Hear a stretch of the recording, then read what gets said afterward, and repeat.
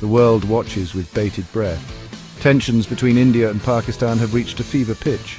A horrific attack in Indian-administered Kashmir on April 22nd left 26 tourists dead. India points the finger at Pakistan. Pakistan denies any involvement. The situation is deteriorating rapidly. Pakistan claims to have intelligence about an impending Indian military strike. Adding fuel to the fire, Pakistan conducted a test launch of its Abdali missile system on May 3rd. Both nations are now on high alert. Troops have been rushed to the border. The spectre of war looms large. The international community is deeply concerned. The United States and China have issued urgent calls for restraint.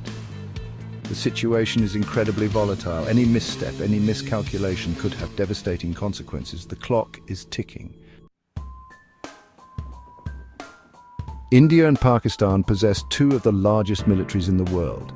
Their capabilities are a source of both pride and concern. India boasts a defense budget of $76.6 billion. Its army, 1.5 million strong, is the second largest in the world.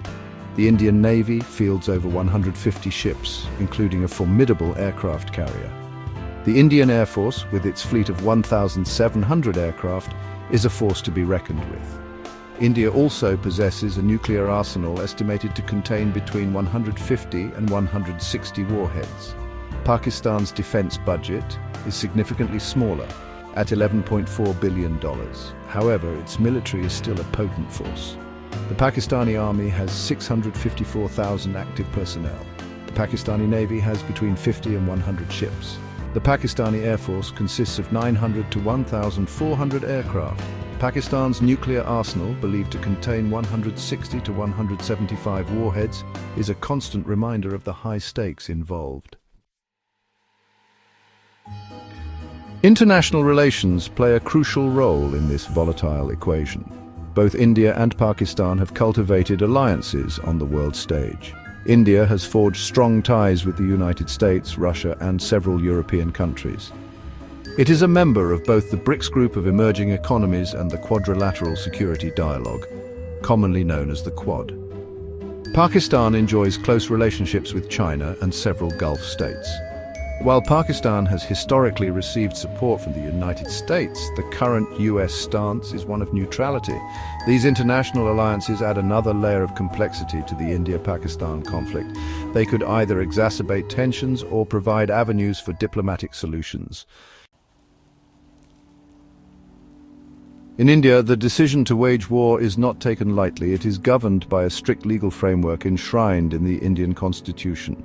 The power to declare war lies with the President of India. However, this power is not absolute. The President cannot declare war without the approval of the Indian Parliament.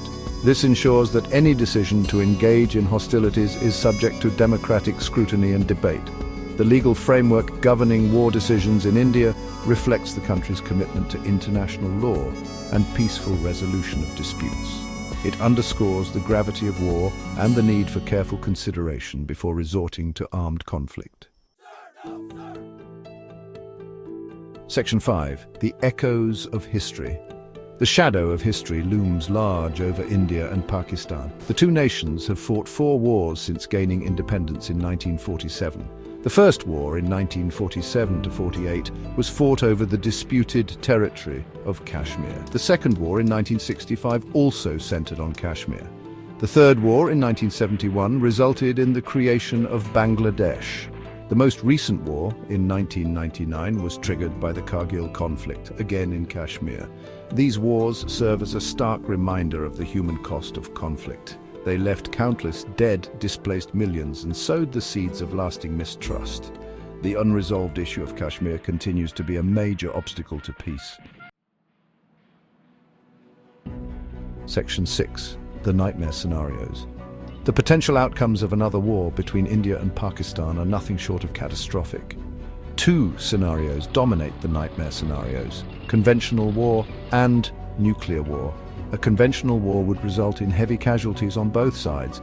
Millions could be displaced. The economies of both nations would be devastated. The conflict could spill over into neighboring countries, destabilizing the entire region. A nuclear war, even on a limited scale, would be an unimaginable catastrophe. Millions would perish in the initial blasts. Countless more would die from radiation sickness and other long-term effects. The global economy would collapse. The environmental damage would be irreparable. The consequences of war are too horrific to contemplate. It is imperative that both sides exercise restraint and seek a peaceful resolution to this dangerous standoff. Section 7. The Mountain of Discord. At the heart of the India-Pakistan conflict lies the disputed territory of Kashmir. It is a land of breathtaking beauty, but also a land steeped in tragedy and bloodshed. Both India and Pakistan claim the entire region of Kashmir. India controls the southern two-thirds of the region, while Pakistan controls the northern third. The line of control, a de facto border, divides the two. The Kashmiri people have long yearned for self-determination. They have been caught in the crossfire of the India-Pakistan rivalry for decades. A lasting solution to the Kashmir issue is essential for peace in the region.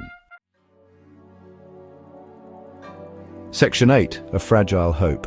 Despite the current tensions, a glimmer of hope remains. International diplomacy could play a crucial role in de-escalating the crisis. The United States and China, both major powers with influence over India and Pakistan, are actively engaged in efforts to prevent war. The United Nations could also play a constructive role. It could send peacekeeping forces to the region to monitor the line of control and prevent accidental clashes. The UN could also facilitate dialogue between India and Pakistan. Bilateral talks between India and Pakistan, while difficult, are essential.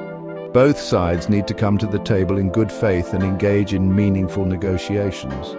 Confidence-building measures, such as reducing troop deployments along the border, could help to create a more conducive environment for talks.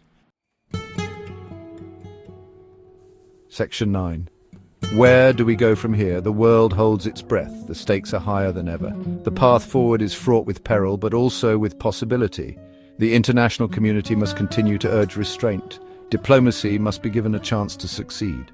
The people of India and Pakistan, and indeed the entire world, deserve nothing less than a peaceful resolution to this dangerous standoff. The coming days and weeks will be critical. The world is watching. Let us hope that wisdom and reason prevail. The alternative is too terrible to contemplate.